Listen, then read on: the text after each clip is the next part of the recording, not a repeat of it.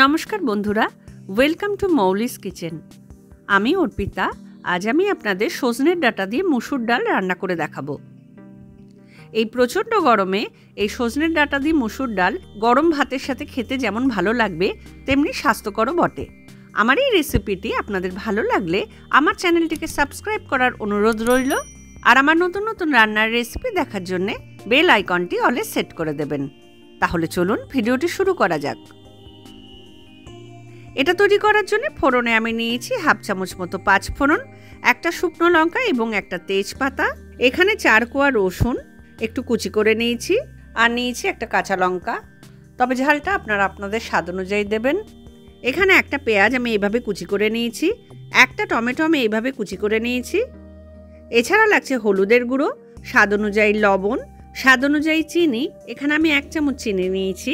এছাড়া লাগছে হাফ চামচ শুকনো লঙ্কার গুঁড়ো, আর এখানে আমি 1 কাপ মুসুর ডাল নিয়েছি। ডালটাকে খুব ভালো করে আমি 5 বার ধুয়ে নিয়েছি এবং জল ঝরিয়ে রেখেছি। আর এখানে অল্প একটুখানি সজনের ডাঁটা আমি খোসা ছাড়িয়ে এইভাবে টুকরো করে কেটে ভালো করে ধুয়ে নিয়েছি। প্রথমে প্রেসার কুকারের মধ্যে আমি ডালটা দিয়ে দেবো, তারপরে সজনের ডাঁটাগুলোও দিয়ে দেবো। কাঁচা লঙ্কাটা আমি ফাটিয়ে দিলাম, আর দিয়ে দিলাম অল্প একটুখানি লবণ। এবার পরিমাণ মতো একটু জল দিয়ে দিলাম। ডাল আর ডাঁটা থেকে একটু বেশি জল দিতে হবে। তারপরে আমি প্রেসার কুকারের ঢাকনাটা আটকে 2টো সিটি দিয়ে ডাল এবং ডাঁটাটাকে একটু সেদ্ধ করে নেব। আমি প্রেসার কুকারের ঢাকনাটা খুললাম, দেখুন ডাল এবং ডাঁটা ভালোভাবে সেদ্ধ হয়ে গেছে। 2টোর বেশি সিটি দেবেন না, তাহলে কিন্তু ডালটা খুব গলে যাবে। এবারে একটা কড়াইয়ে আমি দিয়ে দিলাম 2 টেবিল স্পুন মতো সর্ষের তেল। তেলটাকে ভালো করে গরম করে নিতে হবে। তারপরে এর মধ্যে ফোড়নটা দিয়ে দেবো। প্রথমে তেজপাতা, 5 ফোড়ন আর শুকনো লঙ্কাটা আমি ফাটিয়ে দিলাম। একটু তেলের মধ্যে নেড়ে নেব।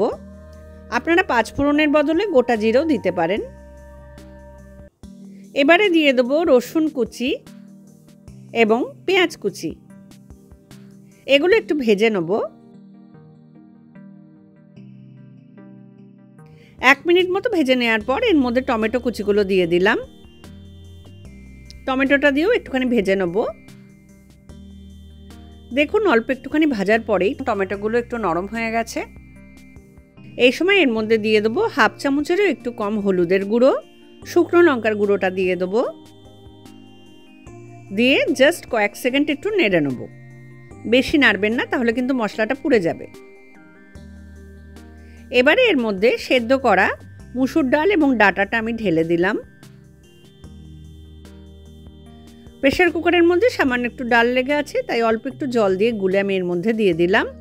এর বেশি আর জল দেব না, তবে ডালটা আপনারা যেরকম পাতলা খাবেন সেই অনুযায়ী জলটা দেবেন। এইবারে দিয়ে দেবো চিনি এবং স্বাদ অনুযায়ী লবণ।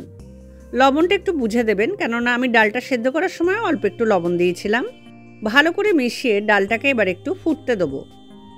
মিনিট 5 ধরে ডালটাকে আমি ফুটিয়ে নিয়েছি, আর আমি ফোটাবো না, এটা তৈরি হয়ে গেছে। উপরের যে ফেনাগুলো আছে সেইগুলো আমি হাতায় করে এইভাবে আস্তে করে তুলে নিয়ে ফেলে দেবো। ব্যাস, এটা একদম রেডি হয়ে গেছে। এবার আমি গ্যাসটাকে বন্ধ করে সার্ভ করব।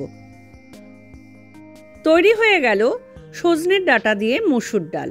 গরম ভাতের সাথে এটা সার্ভ করুন, ভীষণই ভালো খেতে লাগবে। আর ভিডিওটি ভালো লাগলে অবশ্যই লাইক করবেন, কমেন্ট করে জানাবেন, বন্ধুদের মধ্যে শেয়ার করবেন এবং অবশ্যই আমার চ্যানেলটিকে সাবস্ক্রাইব করবেন।